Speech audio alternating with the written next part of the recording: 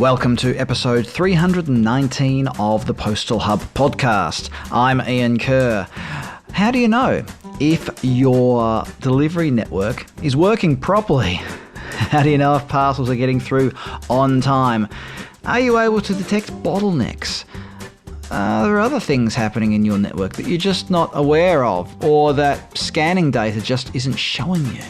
Well, joining me in a moment are Margaret Persico and Will Simpson from Kantar, and we're going to talk about external measurement and what it means for parcel operators, for postal operators, for regulators, even for e-commerce companies that want to know more about what their delivery partners are doing. So in this special episode sponsored by Kantar, we're going to go through all of that and a whole lot more. So let's get into it. Margaret Persico and Will Simpson from Kantar.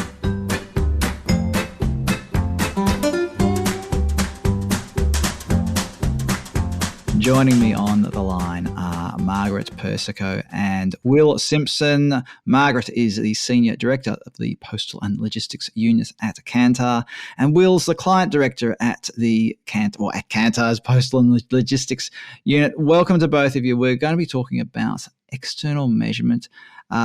Look, I'm not going to waste time on a long introduction. I think we need to get straight into it first of all. Tell us what you have been doing in relation to things like the postal sector and measurement and quality of service and all that sort of stuff. Margaret, perhaps we'll start with you.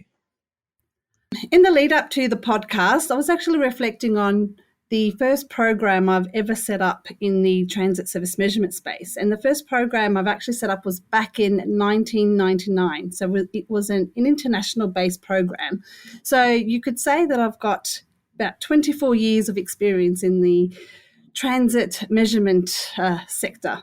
Over the years, there have been many changes in the postal sector. As you know, there's been a significant decline in the letter volumes in response to the digitalised world and also the e-commerce boom.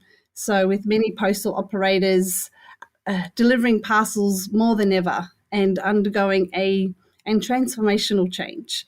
I would also say that we've also gone through a transformational change in changing the way we capture and report on transit measurement, providing more real-time and accurate data on service performance results, and providing more insight into how the network is performing.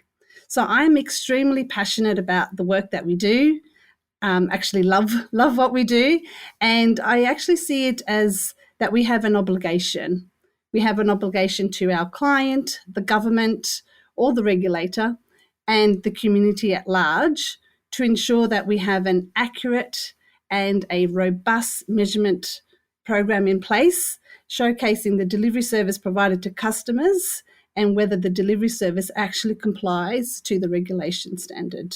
Now that Margaret set the bar so high with experience dating back to 1999, Will, what about you? Well, so I feel like a pup in this discussion, I suppose. So I've only been here for a decade doing this sort of stuff. So in that decade, worked on kind of implementations and the running of some of Kantar's largest accounts for postal operators, private couriers, e-commerce brands, but also some smaller kind of ad hoc pieces where needed. So broadly, what's included in, I've been involved in kind of the monitoring of cross-border mail, domestic measurement, letters and parcels, and also the impact of mail advertising as well, something I'm most proud of. So in fact, a couple of episodes ago, you spoke to Christopher and Mark about the JIC Mail program, which I was involved in the setup and first few years of running.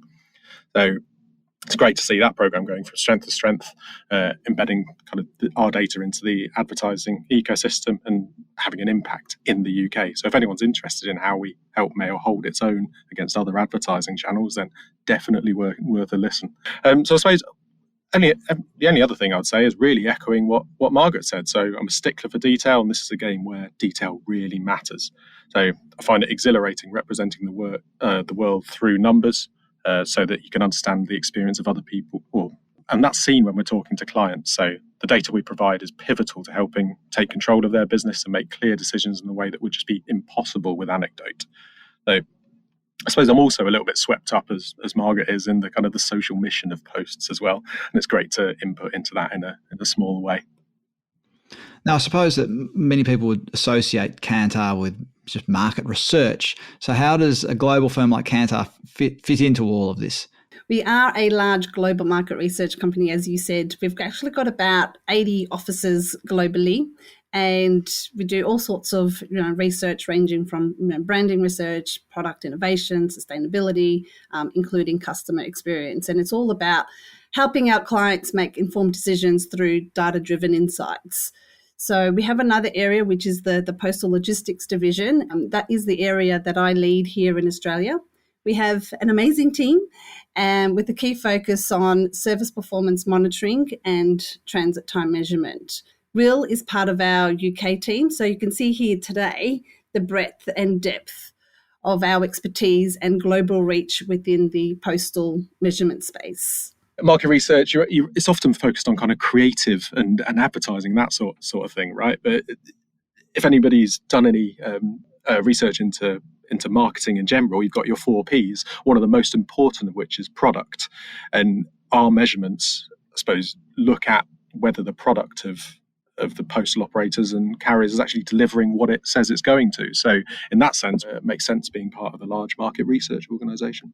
Now, let's get stuck into some of the key trends. Now, you've already actually mentioned a couple of them in your introductions when you're talking about declining letters and the boom in e-commerce.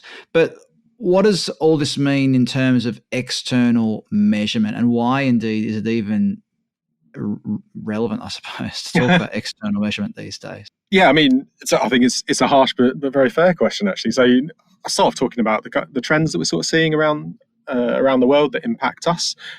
Talking regulatory, technological, operational, consumer expectation, even competitive markets. So mostly in different ways, as Margaret has said, those are sort of wrapped up in the e-commerce boom that we've been experiencing for the last couple of decades. So obviously in brass tacks, what that means is a transition from parcels to letters that has kind of far-reaching consequences for all of our clients, be they established players or carriers. So And obviously now we're kind of close to that tipping point, I suppose, where more revenue is coming from parcels than letters. Either that's happened or that's very close on the horizon for many of the key postal players. So firstly, that impacts regulation in the USO. So a lot of countries moving to alternative delivery days, slower delivery included within the USO, or even toying with the idea of removing the USP altogether, as we've seen recently this year in Denmark, so getting private players to deliver the USO. You do get the sense, though, I think, there, while maybe the importance of speed within the USO is declining, the complicating of that world kind of requires more accurate measurement, if anything. So as the world gets more complicated, you must be absolutely certain of the data that you're collecting. Otherwise, places, people, important communications will get lost, and people, some sections of the population may well be underserved simply because of the economics of logistics, that some routes are easier to do than others, and if you leave the private market to do what it's going to do, then they will focus on the easiest profits. So a lot of our measurements are pivoting to kind of deal with that kind of complicating of the world, and also impacting there is consumer expectations. So there's expectations around the speed of mail that aren't necessarily what they were, although I'd still call out the need for reliability. People still absolutely expect mail to get there within a reasonable time frame. But with parcels, the need for quality has been magnified almost, because people's money is on the line. They've purchased something and they need that item with them. So, people, as I say, people's money now relies more on the delivery networks and doing what they say they'll do. And I mean that on a consumer basis, and they want their parcels delivered safely, but also the business buyers who purchase on behalf of brands, right? So there's ample evidence for anybody who cares to look. I'm sure a lot of your listeners will be aware of this, that a poor experience with a carrier can discourage e-retail conversion in the future. So I'd say business buyers are certainly cottoning onto that, and the importance of the delivery experience and reliability for their own customers, almost seeing carriers as a kind of ambassador for their brand. So while cost is important, and a lot of competition has been around cost and free delivery, quality is certainly there on the horizon, and carriers must be competing on quality as well.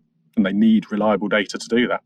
So in a similar vein, the market is becoming more competitive with new players and tech, kind of allowing people to compete effectively with established companies. As a side note, actually, our methodology can understand how you are performing against your competitors to identify where you need to raise the bar in your service offering and whether you are meeting kind of consumer expectations. Yeah, I suppose to service these kind of changes, broadly that change from parcels to letters, significant operational changes is needed. A lot of the established players have been undergoing those kind of changes, and that needs to be managed alongside operational efficiency. So to do that, I would argue very, very strongly and backed up by our clients that you need a solid measurement to allow you to know the impact of your changes and how you can iterate. Finally, as always, there's a drive on cost, right? So as clients are looking for the best value, we're looking to help our clients get the most out of their measurements by driving efficiency in, of course, and then enabling kind of different use cases from the measurements that we run. So becoming quicker and leaner while not compromising on the need for accuracy and speed of reporting. I definitely agree with Will, with all the changes that are happening within the postal and courier market, that there is a greater need for measurement than ever before. And as Will mentioned, identifying, where to improve the service, how do you fare against your competitors? And so there is more of a need than ever before. So that's about the need for measurement. What about what you need to measure, if that makes sense? So what is important to measure? And I guess following on from my slightly provocative question earlier on about why is it necessary, why I asked the question is because already if you've got a parcel delivery network, you're doing some level of scanning right now, whether it's just acceptance and delivery, it might be transit scans, whatever it is. So what does an external management scheme give you that you're not going to already get out of your existing scanning and your existing data? First of all, I would like to share with you our methodology in terms of how we monitor transit time measurement. Our methodology is a sample-based approach, replicating the mail network or the parcel network. For example, we look at the proportions of the various lodgements and delivery types and making sure that it actually reflects the actual network. And this actually sets the foundation of the program. We have a panel network of senders and receivers, with our senders lodging the article based on a set plan, and the receivers are required to then check their mailbox each day to see whether they received any test articles. They are required to record the date of time of lodging or receiving their test article, and then we actually then calculate the transit time. And then from there, we determine whether the article was delivered on time or late. We actually also include tracking devices, and this is quite vital inside our test articles, and that provides that transparency on how it's travelling through the network and help identify bottlenecks as well. Accurate data capture approach is absolutely imperative to confidently assess the level of compliance to internal and external regulatory requirements, as well as to implement actionable initiatives to address any underperforming areas. We've actually invested quite a bit in our infrastructure and technology to support this through real-time data capture approaches, providing our clients complete confidence in the results reported. And, this has actually been demonstrated on many occasions in which we've actually identified through our program areas where our clients are underperforming in certain areas within their network. And this has triggered our clients to review and take action. And through that, they've actually identified where the issue lies within their network and have actually been able to then rectify it.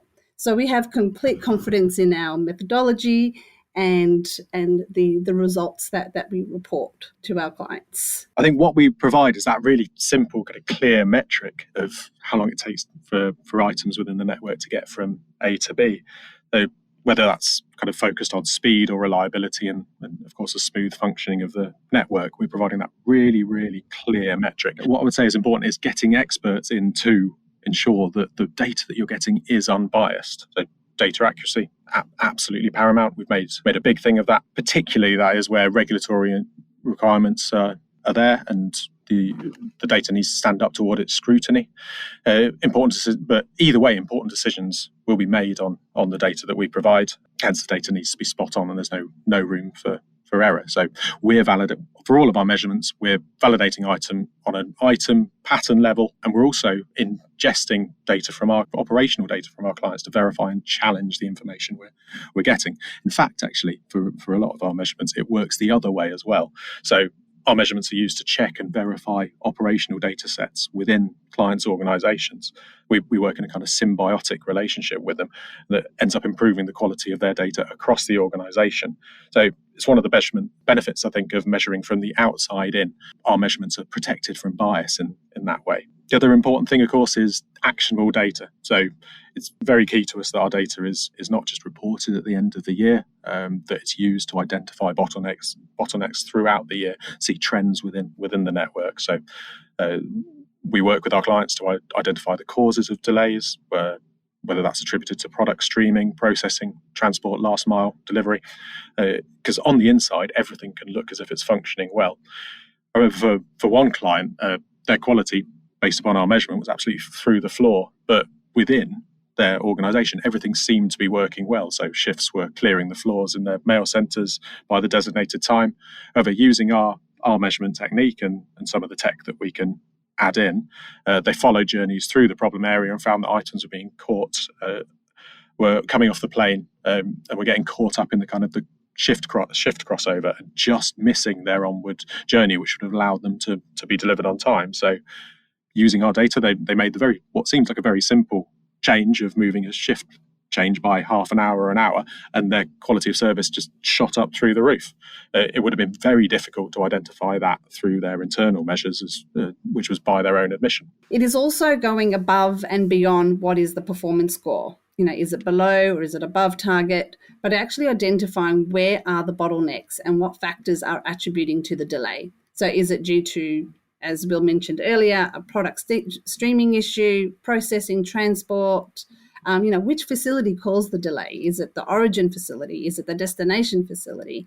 So it's quite important to have a transit measurement program in place to identify these issues. I suppose what supports that is the speed of reporting. So for a lot of our measurements, we're giving daily updates, we're obtaining the data on a daily basis, and allows our clients to kind of readily identify issues and then rectify them. They can also, obviously, as I've talked about, take that data aggregate and see trends within their network. So that's our measurement. As you mentioned, there are other ways of doing this kind of stuff. Maybe that's barcodes, maybe that's other metrics at a sorting office or mail centre level. But I suppose what we give is other measurements are not measuring the whole journey. So the first and last mile are often the areas where delays happen, right? And they're the most manual areas of the delivery process, and that can be where the most benefit can be made. Our methodology does that. The other point is that other methodologies, barcodes in particular, they kind of require a human to be involved somehow, if that's scanning an item, and that can lead to error if somebody's overworked and they don't scan items correctly or as expected. But dare I say, it can lead to manipulation as well. That might be completely innocent. Maybe a delivery driver is scanning all of his items as delivered before he starts his round because he has so much to get through. So he's trying to be efficient, and yet that data then feeds into decisions about how well certain areas are performing. So the fact that our methodology kind of takes the operations out of the measurement, I think, is absolutely key. And then you've got live tracking of important shipments. So what you're not getting there is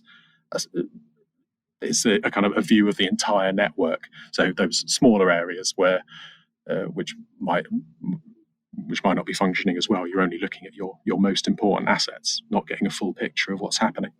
So, Will, we've talked about the role of measurement from a few different perspectives here, from an operational perspective, talking about bottlenecks and things like this, a regulatory perspective, being able to show compliance with the USO or whatever else it might be.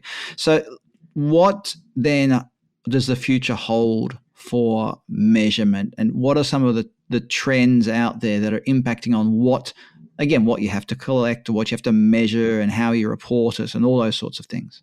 Yes, yeah, sure. So I suppose the key point there is that consumer expectations are only increasing, right? So ultimately delivering for consumers is what regulation is trying to achieve. Therefore, you need accurate measurement to deliver that. But we've also mentioned it's not just for regulated postal operators. So key players in the market are no longer regulated. They still need to provide and prove their networks are functioning well, both for themselves, so they can make changes and iterate to improvement, but also for their customers, right? So what I would suggest is that the future of measurement is around the burgeoning use cases that you can turn transit measurements to, and we're working on bringing those use cases into our measurements with our clients, and a lot of them are already there. So it's very exciting to be honest. So use cases that measurements can serve. There's obviously the age-old regulatory compliance, both for checking that people are doing what they say they're doing, but also for, I suppose, from a regulator's point of view, for publishing information to the market to encourage competition on quality as well as cost. There's also turning these measurements towards supplier management. So self-reported KPIs do not always work and can be manipulated, as we've said. So external measurement solves that problem through independence. So carriers can use these measurements to monitor their suppliers or their contractors. Equally, e-commerce brands are starting to use these measurements to check that their deliveries are happening at the time that they are promising to their customers. And also, as we said, understanding your competitors' landscape. So all of the carriers suggest that they are delivering parcels to spec. Is that actually the case? Yeah, I think it's also important to gain an understanding on how you are faring against your key competitors. What changes do you need to make to stay ahead of the game or even gain market share? For example, what improvements do you need to make beyond the transit time service? Need to look into the entire end-to-end service, such as, the parcel pickup experience, the tracking information, the last mile delivery experience, also including, contacting the call center. How friendly was the staff member? What was the time spent on hold, and also was your query resolved by the staff member? You can actually extend service quality measurement beyond transit time and look at the whole end-to-end customer experience. So with all these touch points, how do you compare against your key competitors? So it's important to actually measure this independently, testing your service under the same testing conditions, the same day, same time, same weather conditions, to avoid any bias and against your key competitors. And I think that information is quite powerful. Yeah, so it's the benefit of measuring from the outside in, so from the consumer back into the organisation, I think. The only other thing I think I would add is turning these transit measurements to marketing. So with the best will in the world, items will be delayed and things will go wrong. We're finding businesses need a reliable data set so that it can point to it and prove that anecdotes are not the full story. So because undefended anecdotes can significantly impact businesses, right? And I loved what you mentioned there, so almost in passing, about how, what you didn't say but you meant was, just because somebody complains about a delivery issue on Facebook once doesn't mean there's a system-wide problem with delivery. But at the same time, you need to have visibility over all these things. I like the idea of having a more comprehensive view rather than just sort of saying, look, here's our network, also including things like customer service in there. Anyway, enough editorializing from me. I reckon everyone who's listening to this wants to find out more about external measurement and the benefits that they can drive for the business, or even in responding to the regulator, or indeed regulators saying, well, this is probably what we need to do. So, Margaret, if people want to get in contact with you or to anyone at Kantar, how should they reach you? My email address is margaret.persico@kantar.com. I am based in Australia, covering the Asia Pacific area. You can also reach out to me via LinkedIn as well. Yeah, and Similarly, you can reach me on william.simpson@kantar.com. I'm based out of the UK. And we've got a website as well, kantar.com/industries/post-and-logistics. And yeah, I will be at Parcel and Post in Amsterdam in the coming weeks. So we are presenting there. So if anybody wants to talk about anything that we've talked about here, I'd love to see you there. So you can find Will at Parcel and Post Expo, which is being held in Amsterdam this year, the 24th, 25th and 26th of October. That's in Amsterdam. The Amsterdam in the Netherlands. Are there any other Amsterdams out there? Could be, I suppose. Anyway, Parcel and Post Expo in late October in Amsterdam. You can find Will there, or I'll put a link indeed to the Kantar website on the episode page on thepostalhub.com. And that way, if you're out walking the dog right now or pumping iron at the gym, whatever it is that you do while you listen to this podcast, you'll be able to go there and just find the link through to the Kantar website. Margaret Persico and Will Simpson from Kantar, thank you very much for joining us on the Postal Hub podcast today. Thanks, Ian. Thank you so much, Ian. Coming soon on the Postal Hub podcast, Dean McCuber from Crossroads Parcel Consulting joins me to talk about FedEx, UPS and the US Postal Service. Oh, and Amazon, of course. Join me for that one. It's a beauty. Also coming soon, we've got Mendigus Supikis and team from Copenhagen Economics. I'm not going to tell you what we're going to talk about because it's top secret. Also, I haven't recorded it just yet. But that's coming up soon. Trust me. Trust me. Should you trust anybody who says trust me, by the way? Oh dear, I'm undermining myself here in this segment of the podcast. I'm pretty confident that nobody who listens to this part of the podcast pays much attention to it anyway. Anyway, let's get on with it quickly then. Subscribe to the podcast in your favourite podcast platform. I say that every week. Please do subscribe. Subscribe to my email newsletters. If you haven't already subscribed, get on over to thepostalhub.com and subscribe to something over there. I don't mind. There's a range of postal-related and delivery-related newsletters for you to choose from which to choose. Some people say you shouldn't end a sentence with a preposition. That's something up with which I will not put. If you want to contact me about anything at all, my email address is ian@thepostalhub.com. I'm Ian Kerr. Thanks for listening in, and I look forward to your company next time on the Postal Hub podcast.